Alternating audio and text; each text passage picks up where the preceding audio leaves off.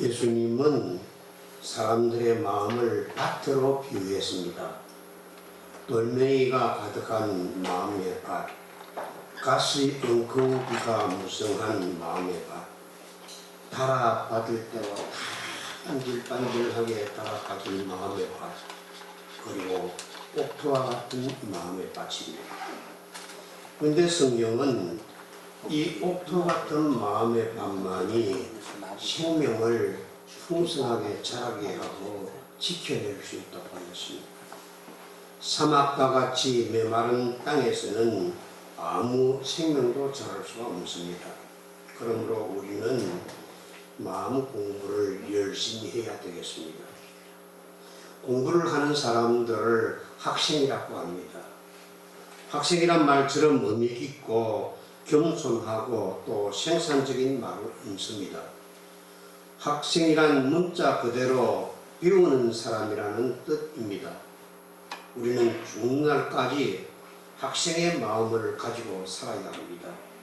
늘 배우고자 하는 겸손한 정신을 가지고 인생을 살아야 합니다.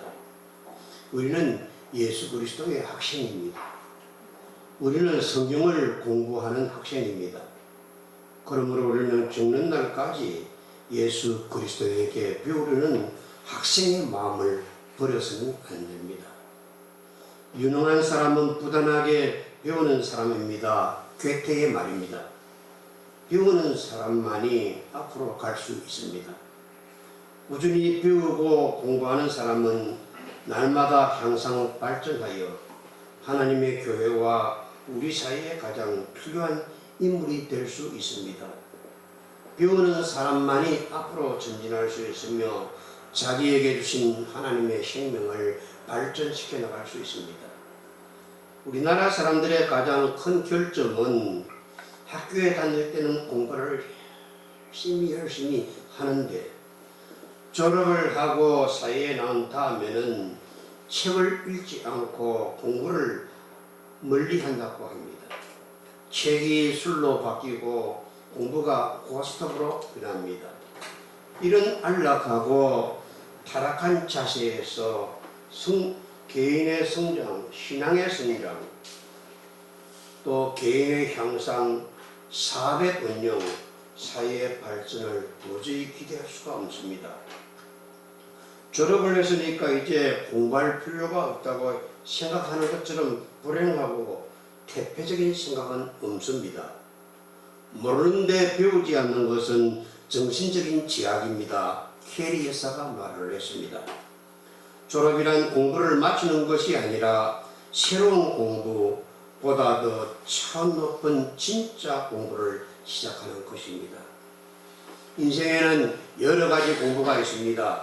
과학 공부, 영어 공부, 경제 공부, 종교 공부, 정치 공부, 웅변 공부, 이 모든 공부는 우리들이 학교에서 날마다 힘써 배워온 공부들입니다. 그러나 정말 중요한 공부는 우리가 학교에서 배우지를 못했습니다. 정말 중요한 공부가 무엇이겠습니까? 마음 공부입니다. 마음 심자 배울 학자, 심학, 마음의 공부보다도 더 중요한 학문은 없습니다. 마음 공부를 못하고 과학 공부만을 잘하면 살인기계를 만드는 죽음의 과학자가 나오고, 마음 공부는 못하고 경제 공부만 잘하면 가룟유다가 나오고 칼 마르크스가 나오고, 마음 공부는 안 하고 종교 공부만 잘하면 종교 천재 문성명이 나오고 니골라 집사가 나오고, 마음 공부는 하나도 안 하고 정치 공부만 잘하면 히틀러가 나오고 레닌이 나오고 스탈린이 나오고, 마음 공부는 못하고 철학 공부만 잘하면 니체가 나옵니다. 그래서 공부 잘하는 것이 축복이 되어야 하는데 이건 축복이 아니고 오히려 공부 잘하는 것이 저주가 되어버립니다.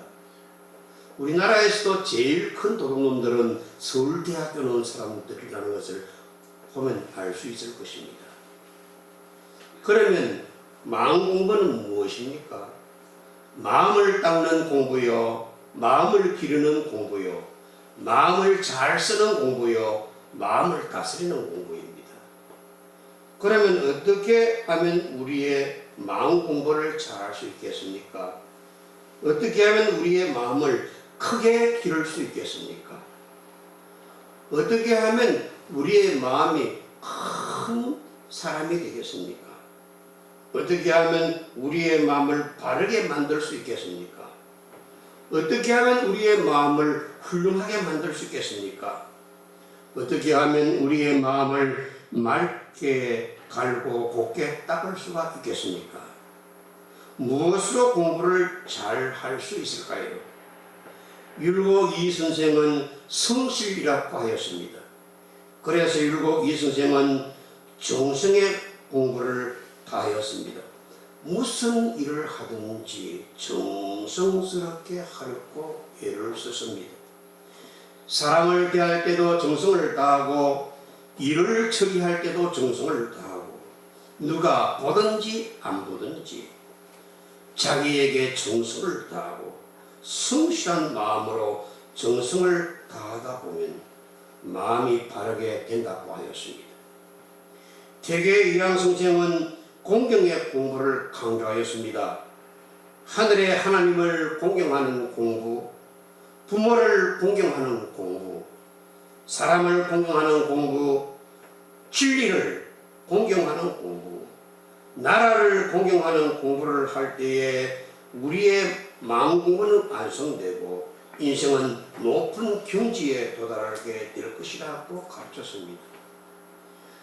우암송시열은 고름, 발음을 마음 공부의 근본이라고 했습니다.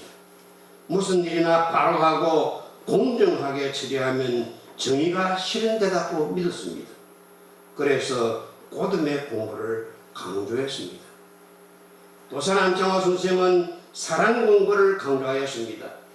하나님을 사랑하는 공부를 하고 부모님을 사랑하는 공부를 하고 교회를 사랑하는 공부를 하고 나라를 사랑하는 공부를 하고 사랑을 사랑하는 공부를 하고 진리를 사랑하는 공부를 하고 일을 사랑하는 공부를 하라는 것입니다. 사랑의 반대는 미움이요 싸움입니다. 미움과 싸움에는 불행과 비극이 나올 것밖에 없습니다.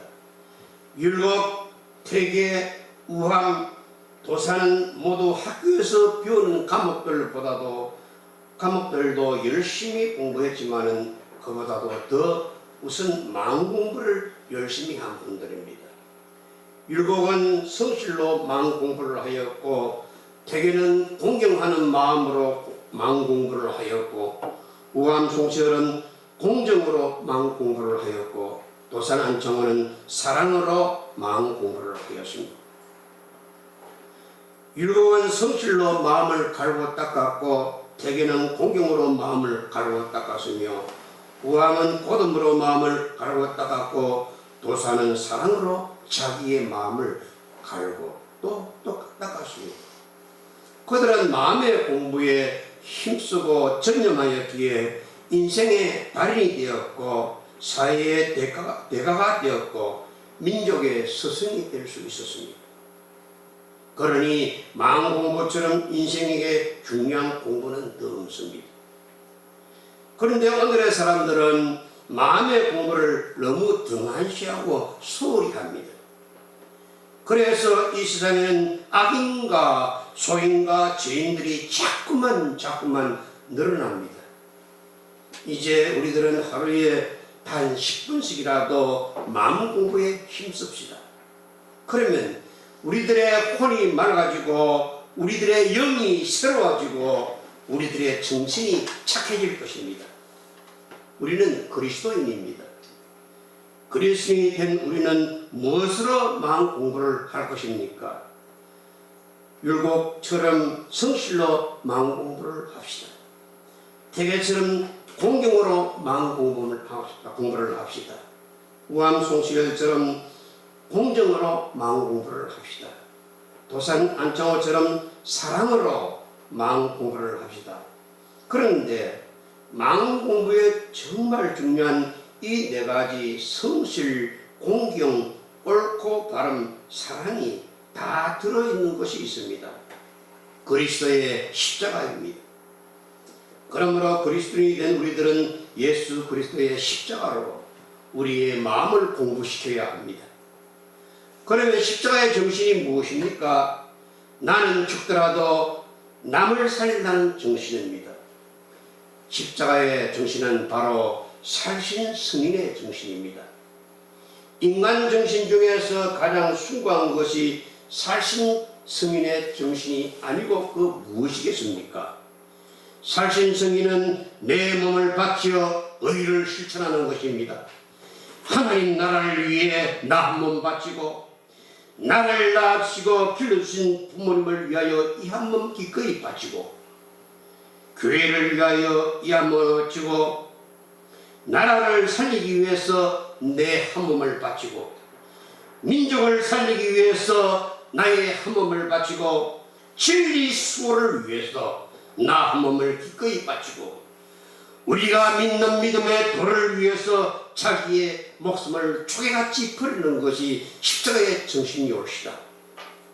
의인과 애국자와 순교자들은 모두 살신 승인으로 마음을 공부한 사람들입니다.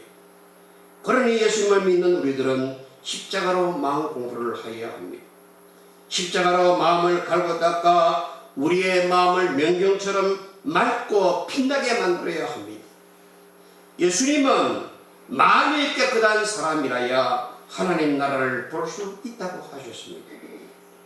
마음이 깨끗한 사람만이 진리를 볼 수 있습니다. 십자가의 마음은 향나무와 같은 마음입니다.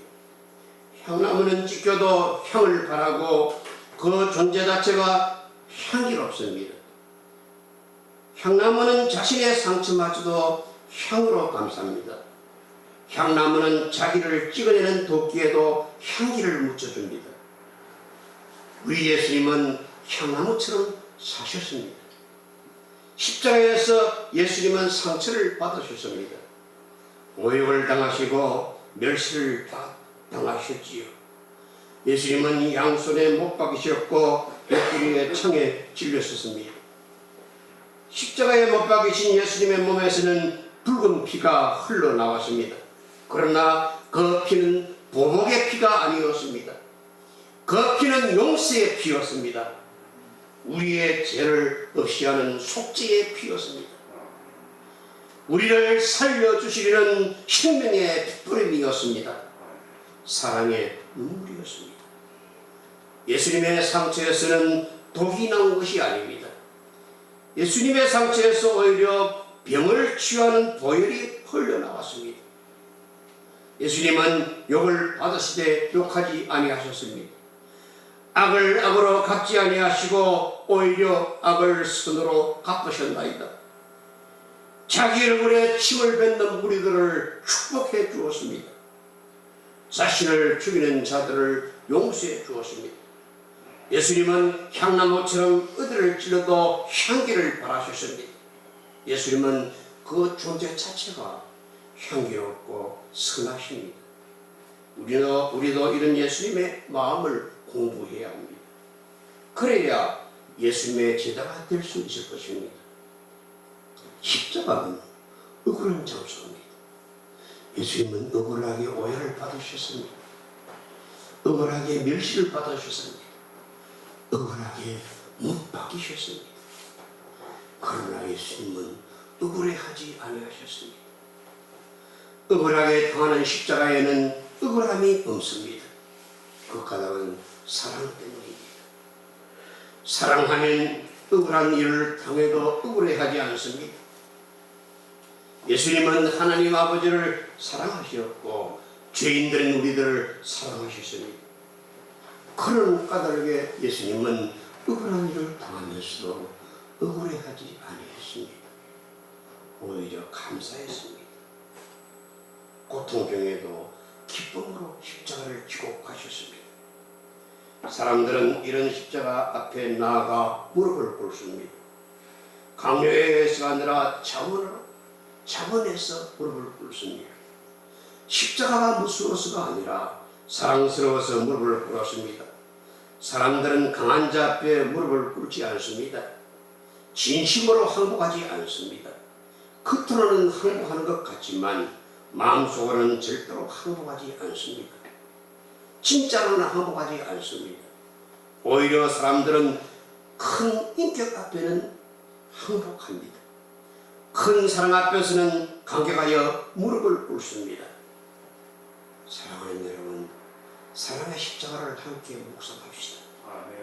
예수님을 생각하면서 우리도 향나무처럼 삽시다. 우리를 찍어 상처를 내는 사람들을 용서합시다. 십자가의 마음이 우리의 마음이 되도록 공부합시다. 우리는 십자가의 마음을 잃어버려서는 안 됩니다. 한문에 심정사달리라는 말이 있습니다. 마음이 많아가야 모든 일이 제대로 될 수 있다는 뜻입니다. 마음이 일체의 근본임을 역설하는 말씀입니다. 한문에 비막되어 심사라는 말이 있습니다. 무엇이 슬프다 하여도 마음이 죽는 것보다 더 슬픈 일은 없다는 뜻입니다. 마음이 죽으면 모든 것이 죽습니다. 마음이 죽으면 나라도 죽고, 마음이 죽으면 생명도 죽고, 마음이 죽으면 진리도 죽고, 마음도 죽으면 믿음도 죽어버립니다. 마음이 만세의 근간이요, 마음이 만세의 출발입니다. 그러므로 성경은 사람의 마음은 마음에서 생명이 나온다고 말씀하였습니다. 여러분들에게 예수 그리스도의 이름으로 당부드리고 싶습니다. 우리 예수님을 믿는 사람들의 적은 나태와 안일입니다. 우리는 매일매일 더 차원 높은 공부로의 출발을 해야 합니다. 우리의 마음이 해이해져서는 안 됩니다. 나태의 맛을 들이면 더 이상 공부는 끝입니다. 공부에 전념하십시오. 십자가로 마음을 공부하십시오. 십자가는 성실이 있고 공경이 있고 옳고 고됨이 있고 살신 성인의 사랑이 있습니다. 인간 최고의 공부는 마음의 공부요, 마음의 공부의 최고봉은 그리스도의 십자가입니다. 영혼의 동산에 십자가를 씌웁시다. 그래야 우리 기독교가 자랑하는 유관순 누나와 같은, 도산 안창호와 같은, 이준열서와 같은, 의사 안중과 같은, 월남 이상재와 같은, 그리고 고당 조만과 백범 김구와 같은, 이승만과 같은, 주기철 목사와 같은, 손양은 목사와 같은 이 나라가 아끼고 아끼는 우리 기독교가 보물처럼 자랑하는 그런 성도들이 우리들 가운데서도 나오도록 합시다. 그래야 이 민족이 살 수 있습니다. 이 나라의 운명은, 이 나라의 미래는 여러분들의 두 어깨에 달려있고 여러분들의 마음에 있습니다. 조용히 마음에 촛불 하나 켜들고 기도합시다. 부디 마음의 공부를 게을리하지 마십시오. 죽을 때까지 십자가로 공부를 하는 학생으로 살아가시기를 주님의 이름으로 축복합니다. 기도합시다. 복되고 들어가신 우리 주님의 귀하신 은혜를